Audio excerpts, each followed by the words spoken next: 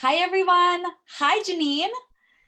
Hi, Kayla. It's when we just hopped on Zoom, we were like, it has been too long. Too At long. least, I mean, at least a year and a half since we've seen each other in the flesh, Right. right? Right. I believe it was January of 2019. Well, was it 2 years then? Wow. Wow. I mean, thank goodness for things like Zoom, but that's a long time. That's too long. Yeah. Yeah. So, everyone, I'm really, really honored and grateful to be here with Dr. Jeanine Staples. I want to read her bio to you. I don't always do this, but I want you to know who she is, and then she's going to tell more about who she is. But Dr. Jeanine Staples is a professor of literacy and language, African American studies, and women's gender and sexuality studies at the Pennsylvania State University.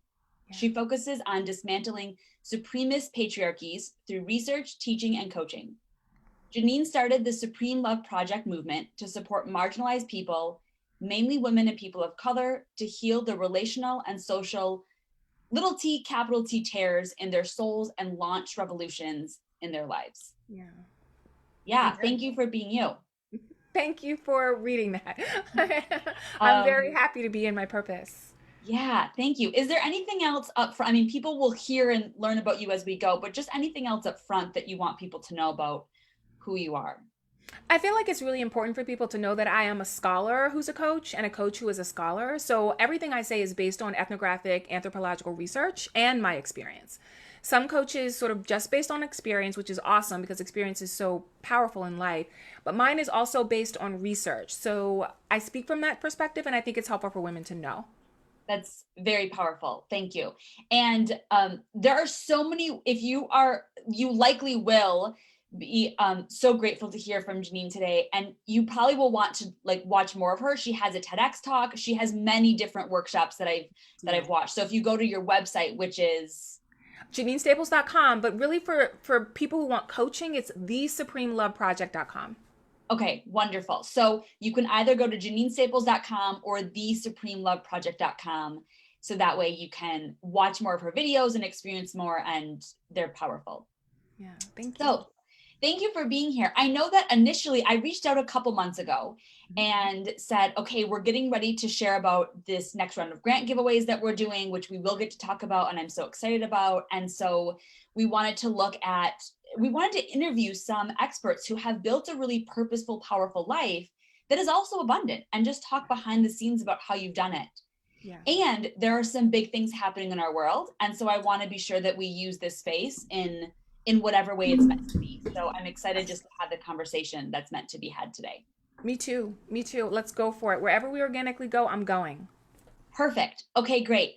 So I want to start by asking you about the this is like maybe a big question, so give me whatever kind of answer you can. Like, you've been on a pretty big journey of your life. You've gone through different phases. Will you tell us about the most recent transition that you find yourself having gone through, like, okay, I was here and now I'm here? Okay, I would say it splits personally and professionally. So if I were to say personally, the before and after, then and now would be around it really is my codependent journey. Like I was a codependent. I was a flaming codependent, and I use that qualifier to mean that it like engulfed my life and took me out. I was a people pleaser, I was an approval addict, I chased people. I had what's known as an anxious attachment style. And so I was in a space of bondage in my own consciousness around poverty and lack. Like I wasn't good enough, which I'm running a series around that right now in my Facebook group, and coaching around that. And I felt beholden to other people's ideas, opinions, perspectives in order to manifest myself in the world as a partner mainly, but in other ways, even as a professional. And so the thing that confused me in that before story was that it didn't feel like a comprehensive codependency, meaning I felt very codependent in romantic relationships and like with women, like with my friends. Like I needed that external validation and that external affirmation to like actualize myself. But there were other areas of my life where I felt independent and I had markers of independence. So I felt very perplexed and turned around in that before story. And then the after story, this transition that I've made because of the work I've done through the Supreme Love Project, the work I've done through Breakthrough School, our signature offer, has transitioned my thinking and my being and my doing to be more agentic and autonomous and connected to the divine. So the before and after really feels like night and day. It feels very, very astounding when I think about the ways that I used to behave and the processing that I used to go through. So that's a personal shift that I've made. So my relationships look different. My partner that I have now that I called in is markedly different from anyone else in the past. My girlfriends, my girl gang, different. It's because I'm different. Thank you for sharing that. I just appreciate that because we want to go behind the scenes, and I think that sometimes it can seem so polished, like, oh, we've just like arrived and now like, and we had this beautiful, abundant, fulfilling life, and yet what we know is we are actually always up leveling and going through personal Constant. transformations behind us. Constant. They're constant. Yeah, absolutely. I appreciate you sharing that. Okay, so let's talk a little bit about, we may just like ping around. I want to talk a little bit about money and how there is, I've heard it and felt it a lot lately. There's a lot of talk around how dare I have money? If I'm focused on building money right now, does that mean that I'm not focused on what's going on in the world? So will you just speak into that? Yeah. Okay. So how dare you not have money? Okay. Let's get clear. One of the ways that women are socialized into this idea that money is bad or wrong, or having it and being in possession of it is bad or wrong, it's a setup. It's a complete and total patriarchal setup to keep us clueless about the amount of wealth and resources that's really available in the world. So once, Kayla, I looked up like how much money, it's really just energetic material, but how much money is actually circulating in economies right now, not only in the United States economy, but multiple other first world and even third world economies. And it's not even quantifiable. There's Wow. multiple, there's not a word beyond like trillion or gazillion. You just start to make it up. And Mhm. what happens is when you start to get clear about how much money that's like energetic material, like exchange and flow and resource and abundance is actually circulating in economies, it is criminal for women to not be rich. I have chills and just, I want to highlight what you said because it was so powerful. How dare you not have money? Absolutely. Yeah. Because what ends up happening is when you get clear about the amount of wealth that's actually circulating in economies, let's just take the US. I know we service women and serve people all over the world, but let's just take the US as an example. When you get clear about the amount of monies that are functioning in multiple economies just in this one nation, and then you think about how that money and how those economies are being controlled by toxic, patriarchal, racist, sexist, phobic masochists, malignant narcissists, and you, a person with a plan, a vision for wholeness, for health, for wisdom, for light, for love, you don't have any money? You? I have chills running through my body. You Yeah. with the mission? Like with the ministry? With like the prompting and the guidance? You don't have any money? That's criminal. Get Yes, because money. what we know is that money is an amplifier. And so if the people who currently are holding the bulk of the money have it, well, their plan is going to be amplified, which is like more for me. That's And right. if those of us who have this vision and this divine dharma actually open ourselves up to receive what's our birthright, That's right. not even taking away from anyone else, then we can amplify that. Yeah. That's the other thing. We also have been socialized to think first that there's not enough Mhm. stuff, money, energies, like wealth, resources, material, concretized, like stuff. There's not enough. That's what we've been socialized into believe, which is a complete and utter lie. There's more than enough. It's a distribution problem. It's not like an abundance problem. So we've been socialized to think there's not enough. And then we've been socialized to think because we base our ideas on this idea that there's not enough, that if we take something or receive, it's not even taking, if we open to receive, if we learn to orchestrate and actually create and attract and manifest and amplify and like abundantly like multiply what we can hold, that someone else will be lacking or go without, Absolutely not. That's another lie. Actually, there's so much wealth, there's so much money, there's so many resources that there's literally more than enough money in this economy for every single citizen from birth to the grave to be multimillionaires. Wow. Each person. You So can't get yours. Like get so bare yours. minimum. Get yours. Get yours. Get yours. Just like you said, Kayla, so that there can be an amplification of holiness. There can be an amplification of egalitarian energy. There can be an amplification of community. There can be an amplification of collaboration, of deep connection, because that's what your ministry and that's what your, and it could be just a ministry for your, not just, but a ministry for your relationship, a ministry for your children, a ministry for your grandchildren, a ministry for your parents or your siblings, a ministry for your friends, a ministry for people who have a very particular problem that you're solving. Let your ministry be funded and fueled. Let your ministry have energy flowing through it so that it can be amplified so that we can create more salvation instead of destruction. Yes. Yes. Yes. And stepping into abundance and wealth with money is not separate from the work that we get to do as humans right now around social justice. A They are hundred. totally interwoven. Will you speak into that? Yes. Okay. So I'm clearly black and I am very black, meaning that I love my blackness and I celebrate my blackness and I'm immersed in my blackness constantly all the time. And so I study my blackness, history, language, spirit, all kinds of ways that I understand racial identity and my gender identity as intertwined. What I know about social justice is that it only comes about when there is inequity. A social justice project only is necessary when something is out of balance, when it's out of whack, when there is a glitch in distribution, when there's a glitch in understanding value and humanitarian efforts and just human principles. And so because social justice projects are really, really important and incredibly present and keep persisting. So there are more social justice projects being built because the inequities, the violence, the violations, the loss, the lack of belonging, the injustice keeps flaring. When that's happening, we also automatically know that there's a money conversation that must be had. Mm. If a social justice project is amplified, and right now it's about police brutality, it's around protecting black men, it's about protecting black women. It's about protecting the poor. It's about protecting the environments, lived situations where people of color are situated. Anytime those projects rise up, social justice, we need social justice, we need justice here, there is a corresponding money conversation that must be had. Because Yes.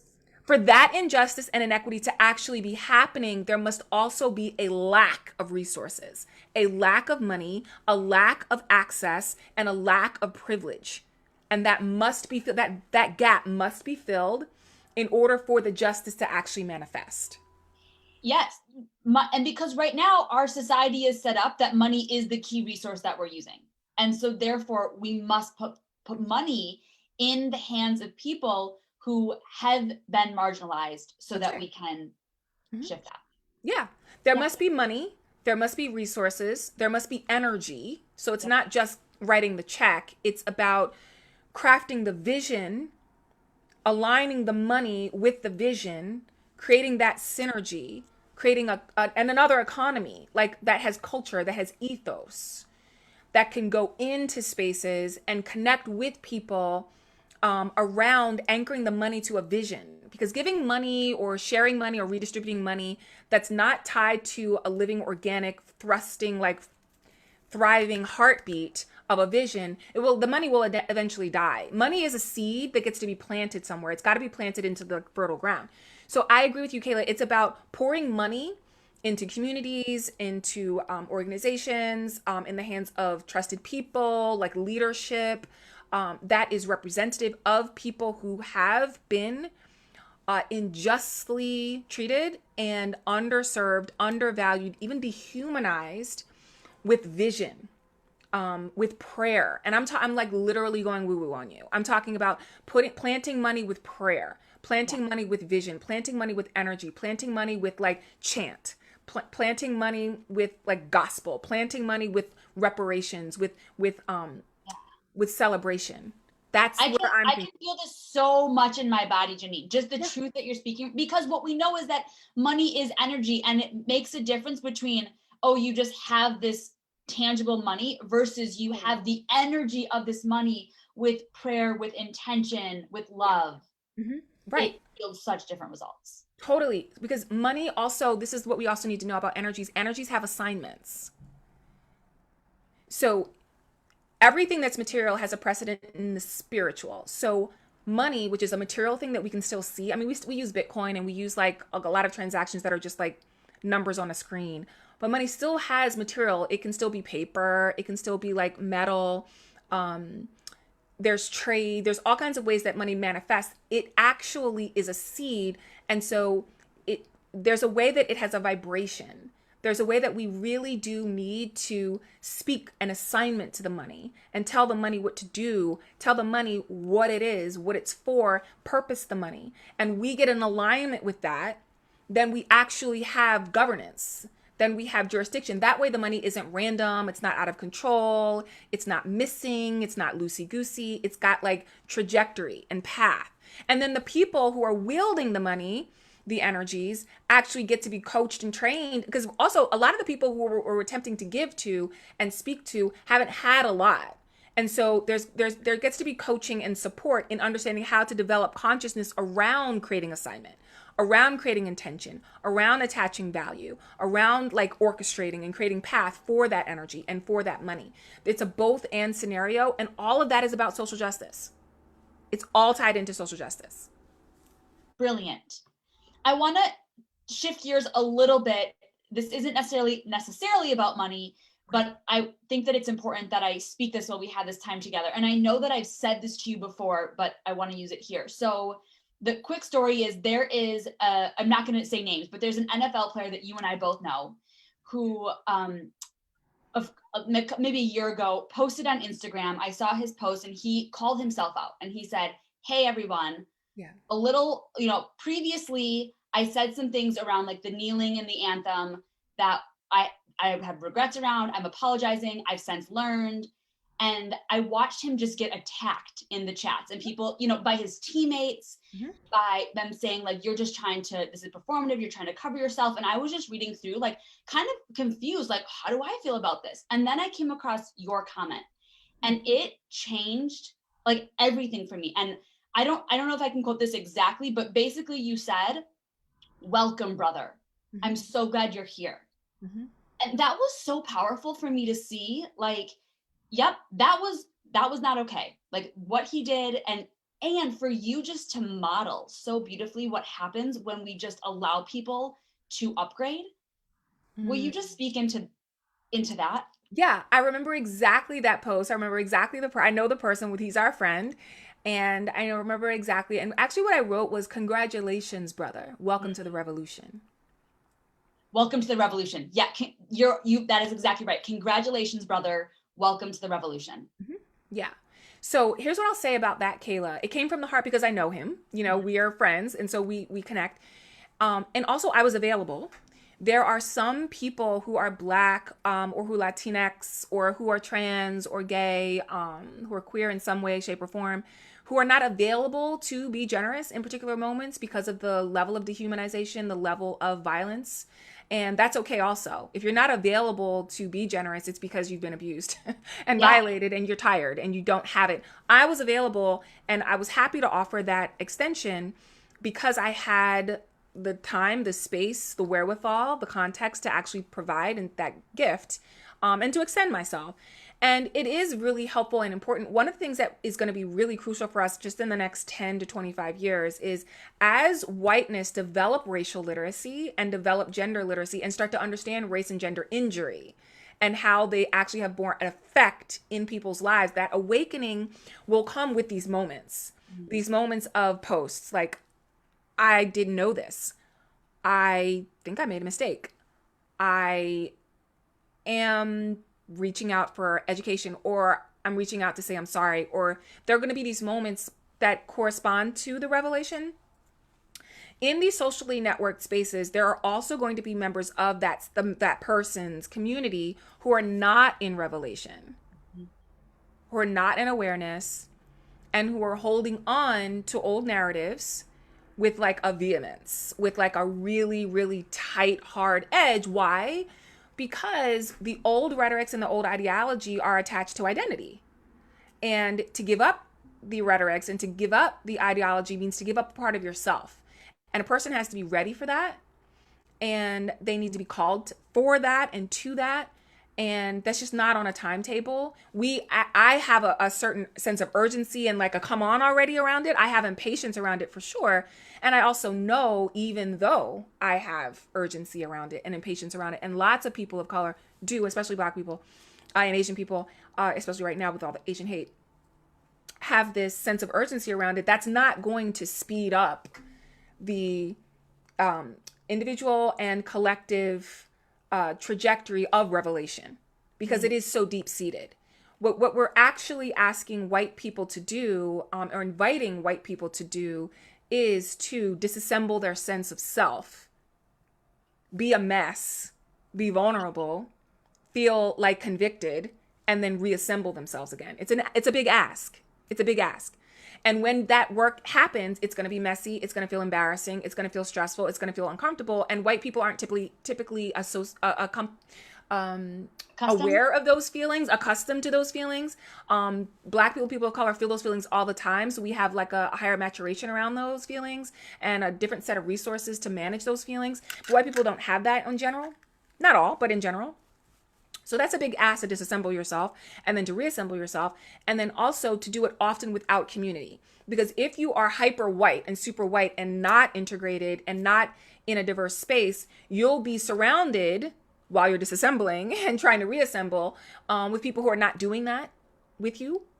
They might be married to you. They might be living with you. They may have given birth to you. They may be your siblings. They may be your best friends. And that is like a lot to do. And so I just wanted to extend to him in that moment, because I know that he's a former NFL player, and I know most of his friends are NFL members, and I know most of those men are deeply, deeply disconnected from the experiences of their comrades who are Black and or of color on teams, and their followers and their fans. So I was glad to extend that moment. It was a big moment for him, and I think since then he's continued to do the work. Thank you. And thank you for just speaking into that. I think it's so powerful for people to hear that. And what really landed for me in that moment was to watch your generosity and your availability to allow someone else to evolve for the greatest mission. Yeah. Yeah. With also knowing that not everyone is at that place. Not everyone is at that place. And I'm not always at that place. Yep. So when I'm not at that place, when I'm fed up, and my patience is run out, and I really, one of the things we do in Supreme Love Project is we create like space to explore your interiority. When I've reached a limit on my love, like I found like, oh, I'm bumping up against a wall here. I don't have any more love to give here. I don't have any more patience or compassion to actually give here. I'm done. When I am done and I'm furious and I'm angry and I feel offended, I just know I've hit a wall in my love. Like I know that there's love beyond that. I know that there's more love beyond that, because there is agape, and I know that that's available to me, but I might not feel ready to extend to get it or to grow it. And when I'm like that, I just don't go online. Like I don't go online. I just stay pissed and angry and furious. I connect to the heinous actions towards my ancestors and the heroics of my ancestors and the triumph of my ancestors. And I just do my work so that I don't contribute to toxicity that's online when I'm feeling toxic. And that's just about responsibility. And I don't extend my sense of responsibility on other people. I'm not saying what anyone else should do. I'm just saying what I do. I'm glad you spoke into that too, because I also don't want anyone to hear this conversation and then think like, oh, what Jeanine did is the right thing to do. No. Like now, like, and so white people, I want you to get that it is very dangerous for us to say that if a person of color is not being generous and gracious, that they're doing it wrong. That is not true. That's not true. It's not true. Not true at all. If they're not being, it's all perfect, first of all. So if you encounter a person of color who is showing anger and displaying rage and exhaustion and despair and like fueling a fire. What actually is happening is if you, as a white person, can be in full responsibility and say, oh, I'm getting a gift. I actually can be like in a witness to the kind of fury that comes with being dehumanized, with being gaslit, with being constantly told you don't belong or you're not good enough. This is what's happening, and I get to take notes, and I get to take cover, and I get to learn and watch and listen, and I get to shut up, and I get to be in knowing that this is actually a good and perfect way. This is actually a right and righteous way for me to grow, for me to be an evolution, for me to be a part of it all. It's not about taking offense and saying, well, Jeanine Staples is always gracious and nice and she's so sweet. And I think that you're doing it wrong because she did it that way. No, you just don't see my rage. Yeah. That's all that is. I have it. I have it. You know, I just have a different way of managing it and a different like sort of creed for responsibility that I'm not saying anybody else needs to have. So if you are a white person and you come into a conversation or a relationship or an episode or a dynamic where you are experiencing either generosity from a person of color or you're experiencing like a complete mess and breakdown from a person of color, it's all right. It's all good. It's all perfect. And it's all a blessing. Thank you. Thank you for speaking that. Thank you is all I want to say. You're welcome. Okay, so this has been so powerful. I want to say two more things in closing and I'll pass it over to Jeanine. Okay. One is I want to invite you to go back and rewatch this entire thing and take notes of what Jeanine said because it was powerful. This was a ministry and it was very powerful, especially, well, I mean, all of it. But if you came to this because you wanted the money conversation, go back to the beginning when she was really speaking into that. I was going to ask the question of like, what would you say to someone who still is feeling that they can't step into it? And she answered that. So go back through and listen into that. Yeah. And then second, I want to say that our grant application is available. Yeah. Sorry, tickle my throat. So Jeanine, what would you say to the woman who's like, should I apply for this grant? Yes. Apply for all the things. Apply for the job, apply for the grant, apply for the fellowship, apply for the scholarship, apply for the loan, apply for the credit card, apply. You can never miss a boat if you apply. So the answer to that short is yes. So what you're going to do is understand that what you're doing and like positioning yourself as a business owner, positioning yourself as a parent, as a partner, whatever you're going to do is you're positioning yourself to be in yes and amen to your vision. So like energetically go to yes and amen. So that means apply. That's a yes. Thank you. And just to speak into what the grant is, so we're giving away a total of $10,000 in chunks of 5 $2,000 grants. These are no strings attached grants. We ask you to share with us your vision, your mission, the ripple effect that you're making in the world. Yeah. And then we read through we get hundreds and we read through all of them. And then we ask Spirit to guide us to the people that we are called to give the money to, because it's not about who's worthy and who's not, because everyone is worthy. That's right. And we know that. And so then we just ask Spirit to show us 5. And then we hand over the money and we trust that that person does whatever they need to do with it. And so they use it in any way that they're meant to as a human or a business owner to make their mission grow. I love it. And just so you're here, if you're hearing this and you're thinking about applying, that's the kind of energy you're connecting to. That kind of clean, simple, like holiness driven, intuitively focused energy. That's the energy you'd like to start your business in or further your business in. Yes, apply. Thank you so much. Jeanine, thank you. I am grateful to you in so many ways. And I just appreciate your time and your gift and who you are in the world. Oh, Kayla, thank you so much for having me. I so appreciate your contribution to the world in so many thousands of ways. And I'm just so happy to be here. Thank you for having me. Thank you, everyone, for listening. Please reach out to JanineStaples.com, theSupremeLoveProject.com, and please apply for the Rise Up, Ripple Up grant. Absolutely. Bye, everyone. Bye, Jeanine.